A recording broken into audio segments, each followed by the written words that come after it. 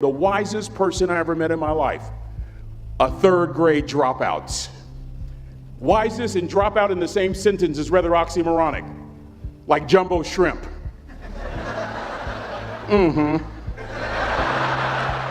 Like fun run, ain't nothing fun about it.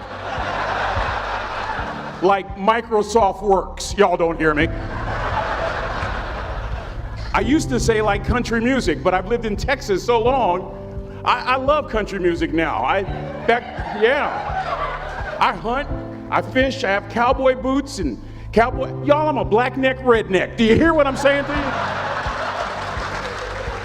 No longer oxymoronic for me to say country music. And it's not oxymoronic for me to say third grade and dropout. That third grade dropout, the wisest person I ever met in my life, who taught me to combine knowledge and wisdom to make an impact, was my father. A simple cook. Wisest man I ever met in my life. Just a simple cook. Left school in the third grade to help out on the family farm, but just because he left school doesn't mean his education stopped. Mark Twain once said, "I've never allowed my schooling to get in the way of my education." My father taught himself how to read, taught himself how to write, decided in the midst of Jim Crowism, as America was breathing the last gasp of the Civil War, my father decided he was going to stand and be a man. Not a black man, not a brown man, not a white man, but a man. He literally challenged himself to be the best that he could all the days of his life. I have 4 degrees. My brother is a judge. We're not the smartest ones in our family. It's a third grade dropout daddy.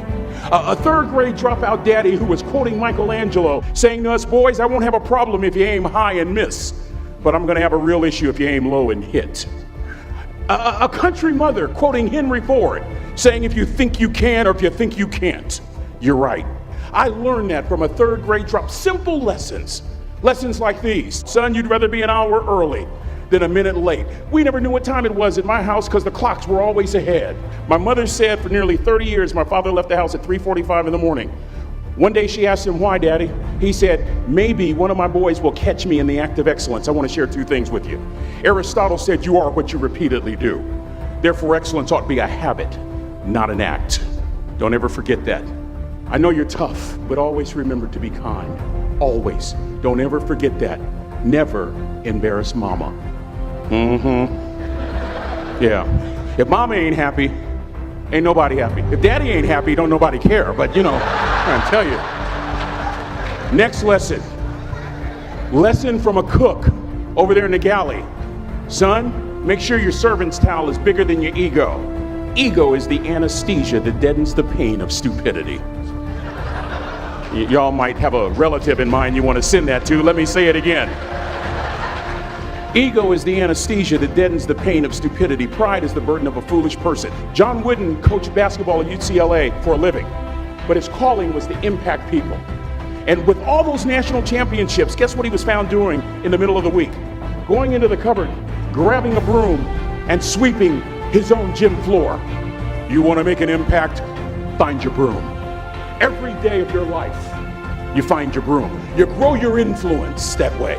That way you're attracting people so that you can impact them. Final lesson. Son, if you're going to do a job, do it right. I've always been told how average I can be. Always been criticized about being average. But I want to tell you something. I stand here before you, before all of these people, not listening to those words, but telling myself every single day to shoot for the stars, to be the best that I can be. Good enough isn't good enough if it can be better, and better isn't good enough if it can be best. Let me close with a very personal story that I think will bring all this into focus. Wisdom will come to you in the unlikeliest of sources, a lot of times through failure. When you hit rock bottom, remember this. While you're struggling, rock bottom can also be a great foundation on which to build and on which to grow. I'm not worried that you'll be successful. I'm worried that you won't fail from time to time. Person that gets up off the canvas and keeps growing, that's the person that will continue to grow their influence. Back in the 70s, to help me make this point, let me introduce you to someone. I met the finest woman I'd ever met in my life. Back in my day, we'd have called her a brick house. This woman was the finest woman I'd ever seen in my life. There's just one little problem. Back then, ladies didn't like big old linemen. The Blind Side hadn't come out yet. They like quarterbacks and running backs. We're at this dance, and I find out her name is Trina Williams from Lompoc, California. And we're all dancing, and we're just excited. And I decide in the middle of dancing with her that I would ask her for her phone number. Trina was the first one. Trina was the only woman in college who gave me her real telephone number. The next day, we walked to Baskin & Robbins ice cream parlor. My friends couldn't believe it. This has been 40 years ago, and my friends still can't believe it. We go on a second date, and a third date, and a fourth date. We drive from Chico to Vallejo so that she could meet my parents. My father meets her. My daddy, my hero, he meets her, pulls me to the side and says, "Is she psycho?" But anyway, we go together for a year, 2 years, 3 years, 4 years. By now, Trina's a senior in college. I'm still a freshman, but I'm working some things out. I'm so glad I graduated in 4 terms. Nixon, Ford, Carter, Reagan. So now it's time to propose. So I talk to her girlfriends, and it's California, it's in the 70s, so it has to be outside. Have to have a candle, and you have to have, some chocolate. Listen, I'm from the hood. I had a bottle of Boone's Farm wine. That's what I had. She said yes. That was the key. I married the most beautiful woman I'd ever seen in my life. Y'all ever been to a wedding, and even before the wedding starts, you hear this? How in the world? And it was coming from my side of the family.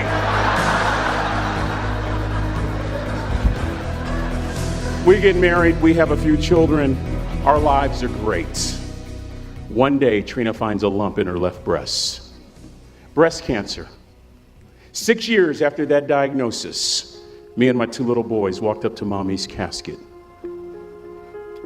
And for 2 years, my heart didn't beat. If it wasn't for my faith in God, I wouldn't be standing here today. If it wasn't for those 2 little boys, there would have been no reason for which to go on. I was completely lost. That was rock bottom. You know what sustained me? The wisdom of a 3rd grade dropout. The wisdom of a simple cook. We're at the casket. I'd never seen my dad cry. But this time I saw my dad cry. That was his daughter. Trina was his daughter, not his daughter-in-law. And I'm right behind my father, about to see her for the last time on this earth. And my father shared 3 words with me that changed my life right there at the casket. It would be the last lesson he would ever teach me. He said, "Son, just stand. You keep standing.